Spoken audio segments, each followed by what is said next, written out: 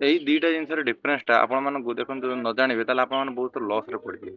ଆପଣଙ୍କ ଟଙ୍କାକୁ କେବେ ଇନଭେଷ୍ଟମେଣ୍ଟ ଆକାରରେ ଗ୍ରୋ କରିପାରିବେନି। ଦିଟା ଜିନିଷର ହେଲା ପ୍ରଥମ କରି ଏ ଭିଡ଼ିଓ ହେଲା ଏଇଟା ପ୍ରଥମ ଭିଡ଼ିଓ ନୁହେଁ, ଏଇଟା ବହୁତ ସାରା ଏଇଭଳିଆ ମୁଁ ଫାଇନାନ୍ସିଆଲ ଭିଡ଼ିଓ ମୁଁ ବନେଇକି ଆସୁଛି। ଆପଣମାନେ ଚାହିଁଲେ ମୋର ପେଜକୁ ଫଲୋ କରି ଆପଣମାନେ ନିହାତି ଭାବେ ଜାଣିପାରିବେ। ଏଇଟା ଭିଡ଼ିଓ ମାନେ ଭ୍ୟୁ ଯାଉଛି ନ ଯାଉଛି ସେଟା ଡିପେଣ୍ଡ କରେ। ମୋର ଯଦି 60 ସେକେଣ୍ଡ ମୋତେ ଟାଇମ୍ ଦେଉଛନ୍ତି ମୁଁ ଆପଣମାନଙ୍କୁ କିଛି ନଲେଜେବୁଲ୍ ଇନଫର୍ମେସନ୍ ଦେବି।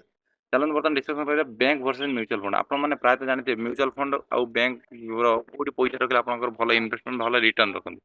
କାହିଁକିନା ବ୍ୟାଙ୍କରେ ଦେଖନ୍ତୁ ଆପଣମାନେ ଯଦି ଏଫ୍ ଡି କରୁଛନ୍ତି ସେଟା 6 ରୁ 7% ଆପଣମାନେ ଇଣ୍ଟରେଷ୍ଟ ହେବେ। ପାଖାପାଖି 7% ନୁହେଁ 6%ରୁ 6.5% ଆପଣଙ୍କ ଇଣ୍ଟରେଷ୍ଟ ରେଟ୍ ରହୁଛି।